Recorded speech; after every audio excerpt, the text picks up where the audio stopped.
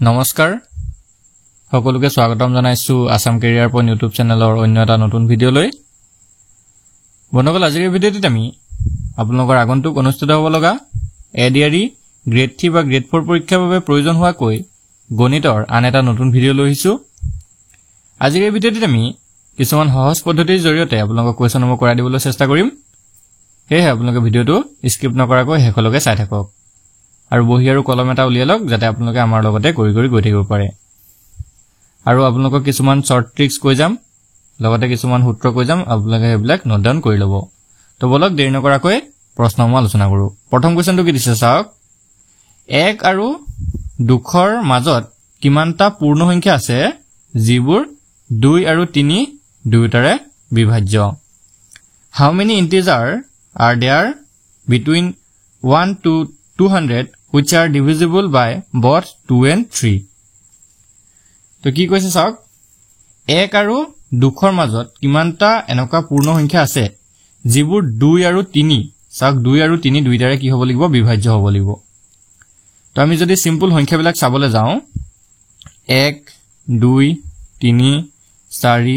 5 6 এনেকা সংখ্যাবিলাক যদি আমি চাবলৈ যাওঁ তো আপোনালোকক বুজাবলৈ চেষ্টা কৰিছো চাওক কি কৈছে তো এনেকা সংখ্যাবিলাক 1 ৰ পৰা 2 লৈকে আমাৰ সংখ্যাবিলাক থাকিব লাগিব 2 লৈকে সংখ্যাবোৰ থাকিব 1 ৰ পৰা কলৈকে থাকিব 2 লৈকে সংখ্যাবোৰ থাকিব আকৌ তাৰ ভিতৰতে কি হ'ব লাগিব সেই সংখ্যাকিটা 2 আৰু 3 দুইটাৰে বিভাজ্য হ'ব লাগিব এতিয়া চাওক 2 আৰু 3 ৰে বিভাজ্য প্ৰথম সংখ্যাটো কোনটো হ'ব তো আমি যদি চাবলৈ যাওঁ 6 টো হৈ যাব প্ৰথম সংখ্যা চাওক 6 ক 2 ৰেও হৰণ যায় আৰু 3 ৰেও হৰণ যায় ঠিক আছে 6 ক 2 ৰে আৰু 3 দুইটাৰে হৰণ যায় এতিয়া আমি চাব লাগিব এনেকুৱা আৰু কিমান সংখ্যা আছে যিবিলাক 2 আৰু 3 ৰে হৰণ যায় তো আমি যদি ভালদৰে লক্ষ্য কৰো তেতিয়া আমি কি দেখিম 6 ৰ গুণিতকবোৰ 6 ৰ যদি আমি গুণিতকবোৰ ভালদৰে চাওঁ 6 12 18 24 এনেকুৱা সংখ্যাবিলাক যদি আমি চাবলৈ যাওঁ তেতিয়া দেখিম যে গোটেইকিটা সংখ্যা কি হয় 2 আৰু 3 আটাইকিটাৰে হৰণ যাব দুইটাৰে হৰণ যাব তো 2 আৰু 3 দুইটাৰে হৰণ যাব এতিয়া আমি কি পাওঁ চাওক এটা আমি সমান্তৰ প্ৰগতি পাই যাম ইয়াত আমি যদি ভালদৰে লক্ষ্য কৰো 1 আৰু 2 ৰ মাজত এটা সমান্তৰ প্ৰগতি পাম তো সমান্তৰ প্ৰগতিটোত প্ৰথম পদটো হৈ যাব 6 তাৰ পিছত হ'ব 12 তাৰ পিছত 18 তাৰ পিছতে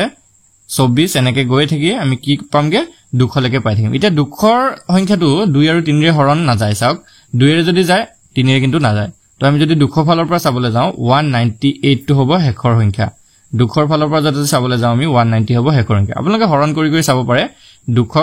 2 ৰে যাব আমি গম পাওঁ 199 ক যদি চাওঁ 2 ৰে নাযায় তো এটো নহব 198 ক চাব পাৰে 2 ৰেটো যাবই 3 ৰে যায় না চেক কৰি চাব পাৰে তো আমি দেখিছো 198 ক 3 ৰে যায় 2 ৰেও যায় 3 ৰেও যায় তো এতিয়া যদি আমি এটো চাবলৈ যাওঁ এটো এটা কি হ'লগে সমান্তৰ প্ৰগতি এটা আমাৰ সৃষ্টি হ'ল সমান্তৰ শ্ৰেণী এটা সৃষ্টি হ'ল 6 12 18 24 এনেকা সমান্তৰ শ্ৰেণী এটা সৃষ্টি হ'ল এতিয়া এই সমান্তৰ শ্ৰেণীটোত আমি কিছুমান কথা জানিব লাগিব সমান্তৰ শ্ৰেণীটাত তো আপোনালোকে ভালদৰে কোৱেশ্যনটো বুজিলক যেতিয়া বুজি পাব তেতিয়া আপোনালোকে ইমান টাইম নালাগে লগে লগে কৰিব পাৰিব তো সমান্তৰ শ্ৰেণী এটাত আপোনালোকে কিছুমান কথা জানিব লাগিব ইয়াত প্ৰথম পদ থাকিব প্ৰথম পদটোক আমি a বুলি লিখিম তো ইয়াত প্ৰথম পদটো হৈছে কিমান 6 তো a টো হৈ যাব 6 ইয়াতে এটা সাধাৰণ অন্তৰ থাকিব সাধাৰণ অন্তৰ মানে কি কমন ডিফাৰেন্স বুলি যেটো কোৱা হয় 6 ৰ পৰা 12 লে কিমান ডিফাৰেন্স আছে 12 ৰ পৰা 18 লে কিমান ডিফাৰেন্স আছে এটো চাব লাগিব তো আমি যদি চাওঁ গোটেইকিটাতে ডিফাৰেন্সটো কিমান হ'ব 6 তো d টো হৈ যাব 6 আৰু আমি ইয়াত এটা অন্তিম পদ পাইছো চাওক আমি শেষৰ এটা পদ পাইছো যেটো আমি a n বুলি লিখিব পাৰো তো অন্তিম পদটো হৈ যাব 198 কি পালো আমি a পালো 6 d পালো 6 আৰু a n টো পাই গলো কিমান 198 এতিয়া ইয়াত আমাক n বুলি এটা পদ আছে n হৈছে পদৰ সংখ্যা টোটাল এই সমান্তৰ প্ৰগতিটোত কিমানটা পদ আছে হেইকিটা হৈ যাব 2 আৰু 3 ৰে বিভাজ্য সংখ্যাকিটা 2 আৰু 3 ৰে বিভাজ্য সংখ্যাকিটা হৈ যাব পদৰ সংখ্যা টোটাল পদৰ সংখ্যা যদি আমি উলিয়াব যাওঁ এতিয়া আমি n উলিয়াব লাগিব n টো যেতিয়া উলিয়াবলৈ যাব লাগিব n টো যেতিয়া আমি উলিয়াম এটা সূত্ৰ আপোনালোকে মনত ৰাখিব লাগিব সূত্ৰটো হৈছে এনেকুৱা a n সমান a plus n minus 1 into d তো এই সূত্ৰটো আপোনালোকে মনত ৰাখিব লাগিব আপোনালোকে নোট ডাউন কৰিলে সূত্ৰটো a n সমান a plus n minus 1 into d এইটো সূত্ৰ আমি ক্লাস 10 তো পাই আহিছো তো আপোনালোকৰ ক্লাস 10 লেভেলৰ কোৱেশ্যন বিলাকে যেহেতু বেছিকৈ আহিব তো এন ধৰণৰ প্ৰশ্নবিলাক অহাটো 100% সিওৰ তো চাওক আমি সূত্ৰটো কৈ দিছো আপোনালোকে লিখি লওক a n সমান কি হ'ব a plus n minus 1 into d এতিয়া এই সূত্ৰটোত আমি গুটেকিটা বহুৱাই দিম তো মুছি দিছো চাওক তো সূত্ৰটো আকবাৰ লিখি লৈছো কি আছিল an সমান a plus n minus 1 into d তো এতিয়া মই সাইডত a আৰু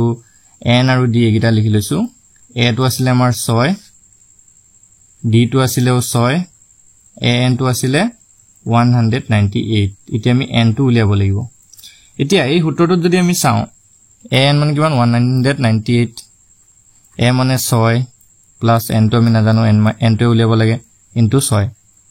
এতিয়া এটো 198 6 টো ইফালে গুছি গলে মাইনাস হ'ব 198 minus 6 is equal n minus 1 into 6 এটা 198 এর উপর যদি 6 যায় কি হবে এটো 192 সমান n minus 1 into 6 এটা 6 যদি ইফালে গুছি যায় কি হৈ যাবগে হৰণ তো 192 যদি আমি 6 ৰে কাটো কিমান বাৰ যাব 6 3 গুণ 18 আৰু ফলে 6 দুগুণ 12 32 তো n minus 1 আমাৰ কিমান ওলাই গল n minus 1 আমাৰ ওলাই গল 32 এটা চাওক n minus 1 যদি আমাৰ 32 হয় n ৰ ভ্যালু কিমান হ'ব 1 টো ইফালে গুছি গলে প্লাস তো n ৰ ভ্যালু আমাৰ ওলাই গল 32 যোগ 1 মানে 33 তো এতিয়া টোটাল কিমানটা সংখ্যা আছে 1 আৰু 2 ৰ মাজত টোটাল কিমানটা সংখ্যা আছে আমাৰ ওলাই গল 33 টা সংখ্যা আছে অপচন কোনটো শুদ্ধ হ'ব চাওক অপচন ডি টো হৈ যাব শুদ্ধ উত্তৰ অপচন ডি টো হৈ যাব শুদ্ধ উত্তৰ তো বন্ধুসকল আপোনালোকে ভাবিছে যে এই প্ৰশ্নটো কৰোতে বহুত টাইম লাগিছে কিন্তু আপোনালোকে যেতিয়া প্ৰেক্টিস কৰিব আপোনালোকক বুজাবৰ কাৰণে বহুত টাইম লৈছো আমি কিন্তু আপোনালোকে যেতিয়া প্ৰেক্টিস কৰিব খুব কম সময়ৰ ভিতৰতে কৰিব পাৰিব তো বলক এতিয়া আমি নেক্সট কোৱেশ্চনলৈ আগবাঢ়ো নেক্সট কোৱেশ্চনটো কি দিছে চাওক এটা সিম্পল কোৱেশ্চন দিছো কিন্তু সিম্পল বুলি দেখিলে নহব এটো আপোনালোকক বহুত টাইম যোৱাব পাৰে তো এটো টাইম নোযোৱাবৰ কাৰণে আমি কি কৰিছো আমি কিছুমান সূত্ৰ শৰ্ট ট্ৰিক্স মনত ৰাখিব লাগিব তো ইয়াতে আমাক কি দিছে 883 into 883 minus 117 into 117 তো আপোনালোকে ভাবিব যে 883 কি আছে এটো দুটা পূৰণ কৰিম আকৌ 117 দুটা পূৰণ কৰিম তাৰপা মাইনাস কৰি দিম কিন্তু এনেকা কৰিবলৈ যাওতে আপোনালোকৰ বহুত সময় লছ হৈ যাব তো এটো ক্ষেত্ৰত কি কৰিব চাওক সিম্পল সূত্ৰ আমি বহুত পাই আহিছো সেই সূত্ৰবিলাক এটা ইউজ কৰিলে এটো আনসাৰটো লগে লগে উলিয়াব পাৰিব চাওক 883 কেবাৰ আছে দুবাৰ আছে তো দুবাৰটো আমি স্কয়াৰ লিখিব পাৰো মাইনাস 117 কেবাৰ আছে দুবাৰ আছে এটুকো আমি স্কয়াৰ লিখিব পাৰো তো এটো কেনেকুৱা ষ্টাইলত হৈছে আপোনালোকে হয়তো নিশ্চয় ধৰি পাইছে কেনেকুৱা হৈছে a square minus b square এটো ফৰ্মুলাত ইউজ হ'ব তো এটো ফৰ্মুলাটো কি আছিল যদি আমি এক ভাঙো কি আছিল a plus b আৰু a minus b এটো আছিল ফৰ্মুলাটো তো সিম্পল ফৰ্মুলাটো মনত ৰাখিব লাগিব এতিয়া a টো আমি 883 ধৰিম আৰু b টো আমি 117 ধৰিম তো ইয়াত যদি আমি কৰো তেতিয়া এটো হৈ যাব 883 plus 117 আৰু কি হ'ব 883 minus 117 এটা যদি আমি প্লাস কৰো 3 এ হাতে 10 শূন্য কৰিলে 8 কে 9 কে 10 শূন্য কৰিলে 8 কে 9 কে 10 1000 ওলালে আৰু ইফালে এটো যদি মাইনাস কৰো 13 ৰ পৰা হাত গল থাকিল 6 8 ৰ পৰা গল থাকিল 7 8 ৰ পৰা গল থাকিল 7 776 আৰু 1000 তো এটা সিম্পল পূৰণ কৰি দিয়ক 776 আৰু 3টা 0 এটো হৈ যাব आंसर আৰু আপোনালোকে যদি পূৰণ কৰি বিয়োগ কৰিবলৈ গলতেন ইয়াতকে বহুত বেছি সময় লাগিলেতেন তো এটো কোনটো অপচন শুদ্ধ হ'ব চাওক অপচন বি টো হৈ যাব শুদ্ধ উত্তৰ 766000 তো বন্ধুসকল আশা কৰিছো এতিয়া আপোনালোকে এনেকুৱা ধৰণৰ প্ৰশ্ন পৰীক্ষাত আহিলে আপোনালোকে যাতে খুব কম সময়ত কৰি থৈব পাৰে আৰু যিমান পাৰে এনেকুৱা ধৰণৰ প্ৰশ্নবিলাক প্ৰেক্টিস কৰিবলৈ ট্ৰাই কৰিব কাৰণ আপোনালোকে প্ৰেক্টিস যিমান কৰিব আপোনালোকৰ যেটো একুৰেসি হেতু বাঢ়িব ভুল হোৱাটো কমি যাব একদম কাৰণ আপোনালোকে যেতিয়া পূৰণ হৰণবিলাক কৰিব যোগ বিয়োগবিলাক কৰিব বহুত ভুল হয় লৰাছবিলাকৰ কি হয় বহুত ভুল হয় তো আপোনালোকে যিমান প্ৰেক্টিস কৰিব হিমান কি হ'ব আপোনালোকৰ ভুলটো কম হ'ব আৰু বন্ধুসকল ইয়াতে আপোনালোকক এটা কথা জনাই থওঁ তো আমি আপোনালোকৰ বাবে কিছুমান মক টেষ্ট তৈয়াৰ কৰিছো এডিআৰই পৰীক্ষাৰ বাবে তো যেহেতু আপোনালোকৰ এক্সামৰ বাবে এতিয়া খুব কম সময় আছে মাত্ৰ 15 দিন মান সময় আপোনালোকৰ হাতত আছে তো আপোনালোকে কিমান পঢ়িছে বা আপোনালোকৰ যেটো ষ্টাডি কিমান হৈছে চেক কৰিব বিচাৰে তেনেহলে আপোনালোকে এই মক টেষ্টখন লৈ চাব পাৰে আৰু মক টেষ্টখনত এক্সামৰ দৰে আমি সকলোবিলাক সাবজেক্ট ৰাখিছো সেম আপোনালোকে কোৱেশ্চন পেপাৰৰ দৰে পাব তো চাব পাৰে লৈ পিনে মাত্ৰ 25 টকা আপোনালোকে পে কৰি পিনে এই মক টেষ্টখন লৈ লব পাৰে আৰু যদি আপোনালোকৰ কাৰোবাৰ এডিআৰই পৰীক্ষাৰ বাবে সম্পূৰ্ণ সিলেবাস থকা কৈ কিছুমান পিডিএফ প্ৰয়োজন হয় বা আসাম পুলিচৰ পৰীক্ষাৰ বাবে সম্পূৰ্ণ সিলেবাস থকা পিডিএফ লাগে তেতিয়াহলে পাই যাব তো আপোনালোকৰ স্ক্ৰিনত থকা নম্বৰটোত WhatsApp কৰি আমাৰ পৰা এই পিডিএফ সমূহ বা মক টেষ্টসমূহ লৈ লব পাৰিব তো বলক এতিয়া আমি নেক্সট কোৱেশ্চনলৈ আগবাঢ়ো কি দি আছে চাওক What is the greatest common factor of 2.4, 0.36 and 7.2? 2.4 0.36 আৰু 7.2 ৰ গখাও কিমান হ'ব গ্ৰেটেষ্ট কমন ফেক্টৰ মানে আমি এটো ক'ব পাৰো যে highest common factor HCF highest common factor বা গ্ৰেটেষ্ট কমন ফেক্টৰ তো এই দশমিক থকা সংখ্যাবিলাকৰ গখাও আপোনালোকে কেনেকৈ উলিয়াব সিম্পল সংখ্যা দিলে তো আপোনালোকে গখাও লখাও উলিয়াব পাৰিব কিন্তু যদিহে দশমিকত থাকে সংখ্যাবিলাক তেতিয়া হলে আপোনালোকে কেনেকৈ কৰিব তেতিয়া হলে আপোনালোকে সংখ্যাবিলাকৰ গখাও বা লখাও কেনেকৈ উলিয়াব চাই লওক এতিয়া কি সংখ্যা দি আছে 2. এটা সংখ্যা আমাক দি আছে 2.4 এটা দি আছে 0.36 আৰু এটা দি আছে আমাক 7.2 এতিয়া গুটেকিটাক যদি আমি 100 এটা দি পূৰণ কৰি দিও গুটেকিটাক যদি 100 এটা দি পূৰণ কৰি দিও কিমান হ'ব চাওক এটোক যদি 2.4 ক যদি পূৰণ কৰো এটো হৈ যাব 240 0.36 ক যদি 100 এটা দি পূৰণ কৰো এটো হৈ যাব অকল 36 আৰু এটো হৈ যাব 720 এতিয়া আপোনালোকে যদি এই সংখ্যাকিটাক লক্ষ্য কৰে ভালদৰে 240 36 আৰু 720 একিটাক যদি হাইয়েষ্ট কমন ফেক্টৰটো উলিয়াবলৈ যায় কিমান হ'ব চাওক 24 ক 12 এ ডিভাইড যাব 36 ক 12 এ ডিভাইড যাব আৰু 720 হাত 5 বাৰ হলে 6 বাৰ 72 হয় 12 হৰণ যাব তো গুটেই কিটা সংখ্যাকে চাওক 12 হৰণ গৈছে আৰু তো ইয়াতকে ডাঙৰ সংখ্যা নলাই তো 12 বাকি 240 আৰু 720 ক গলেও 36 ক কিন্তু বেলেগ সংখ্যা দি হৰণ না যায় সেই কাৰণে হাইয়েষ্ট কমন ফেক্টৰটো কি যাব 12 এই গিটাৰ 12 হৈ যাব 240 36 আৰু 720 ৰ তো এই গিটা সংখ্যা আমি দশমিকত যদি লৈ যাও তো এই গিটাৰো কি হৈ যাব হাইয়েষ্ট কমন ফেক্টৰটো 12 হ'ব তো আপোনালোকে কনফিউজ নহব তো 12 হৈ যাব ইয়াৰ কাৰেক্ট আনসাৰ অপচন এ টো হৈ যাব শুদ্ধ উত্তৰ তো আশা কৰিছো এতিয়া আপোনালোকে এনেকুৱা ধৰণৰ প্ৰশ্নবিলাক আহিলে কৈ থৈ পাৰিব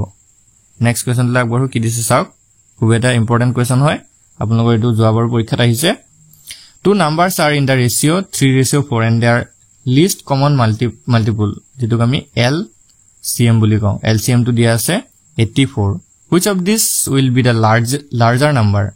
দুটা সংখ্যা 3:4 আছে আৰু ইহঁতৰ লসাগুটো 84 হয় ইয়াৰ ডাঙৰ সংখ্যাটো কি হ'ব তো দুটা সংখ্যাৰ অনুপাত দিয়া আছে আমাক অনুপাতটো হৈছে 3:4 আৰু LCM টো দিয়া আছে আমাৰ 84 এতিয়া সংখ্যাটো আমাক কি কৈছে ইহঁতৰ এই দুটা সংখ্যাৰ ভিতৰত ডাঙৰ সংখ্যাটো কিমান হ'ব আমাৰ উলিয়াব দিছে এতিয়া চাওক 3:4 যদি দিয়া থাকে আমি কি কৰিম এটাক 3x ধৰি লব পাৰিম আৰু এটাক কি ধৰিম 4x ধৰি লব পাৰিম এটা 3x আৰু 4x ৰ ভিতৰত কমন ফেক্টৰটো কি আছে চাওক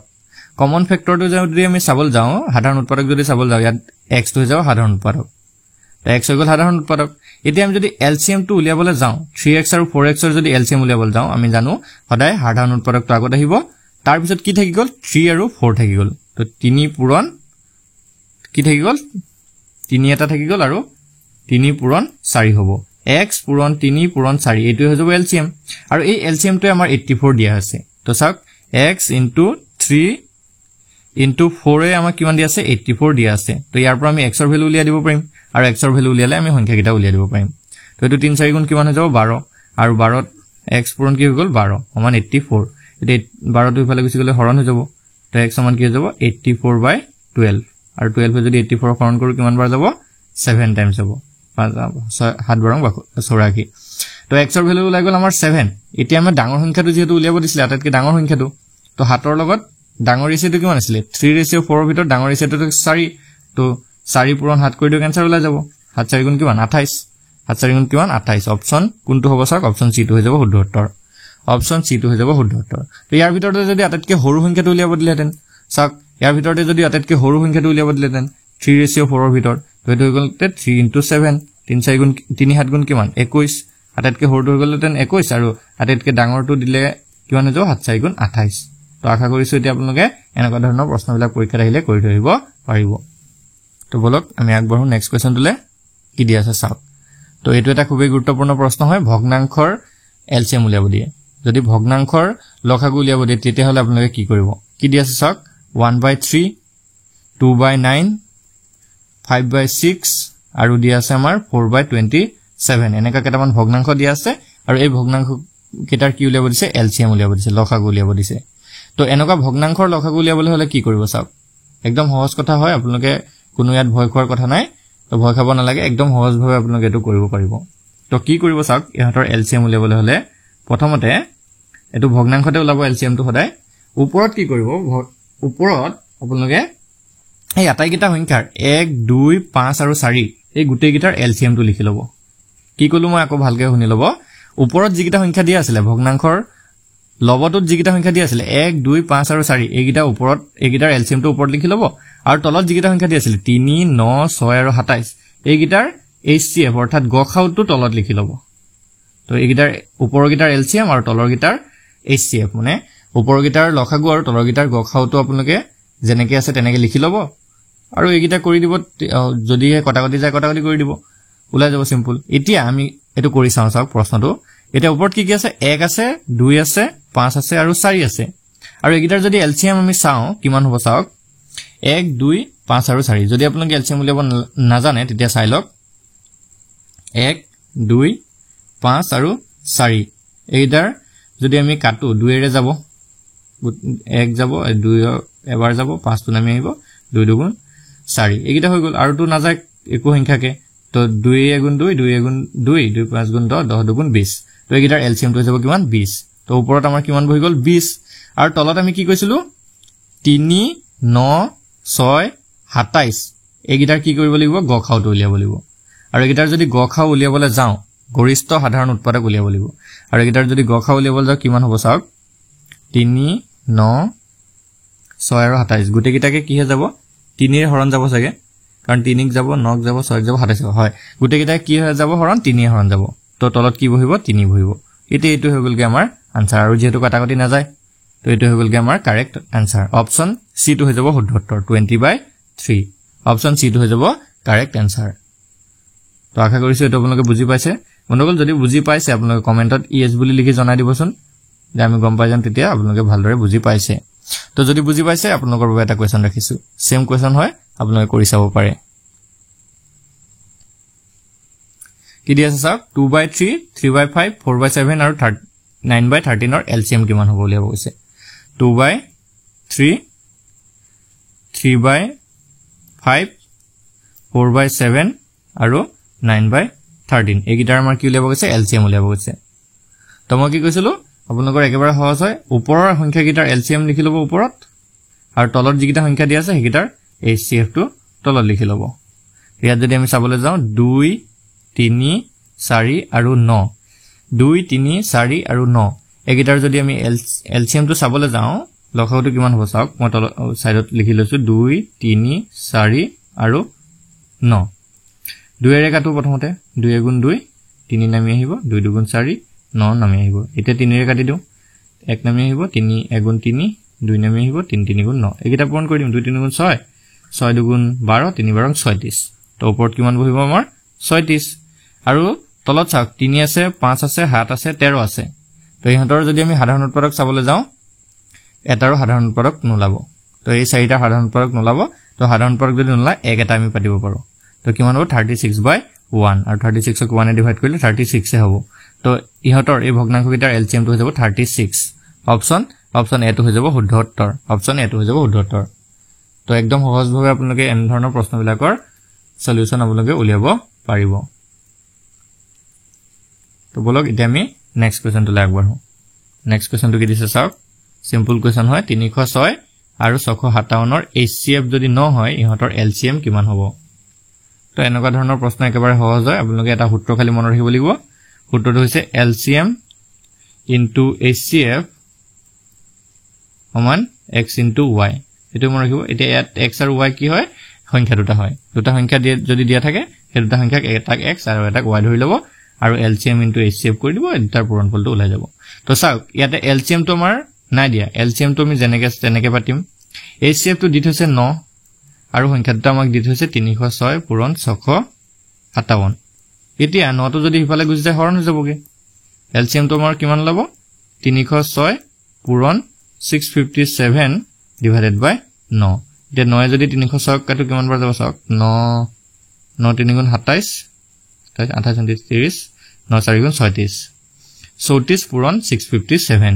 34 into 657 এটো হৈ যাব LCM আৰু একিটাক যদি আপোনালোকে পূৰণ কৰে পূৰণটো কৰি চাব তো এটো হৈ যাব 22338 22338 এটো হৈ যাব কারেক্ট আনসার অপশন এ টো হৈ যাব শুদ্ধ উত্তৰ বন্ধুসকল অপশন এ টো হৈ যাব শুদ্ধ উত্তৰ তো আশা কৰিছো এতিয়া আপোনালোকে এনেকুৱা ধৰণৰ প্ৰশ্নবিলাক পৰীক্ষাত আহিলে কৰি থৈ আহিব আৰু যদি আপোনালোকে এই কোৱেশ্যনসমূহ ভালদৰে বুজি পোৱা নাই তেনেহ'লে কমেণ্টত লিখি জনাই দিব আমি ইয়াৰ নেক্সট ভিডিঅ'সমূহত ভালদৰে বুজাবলৈ চেষ্টা কৰিম ধন্যবাদ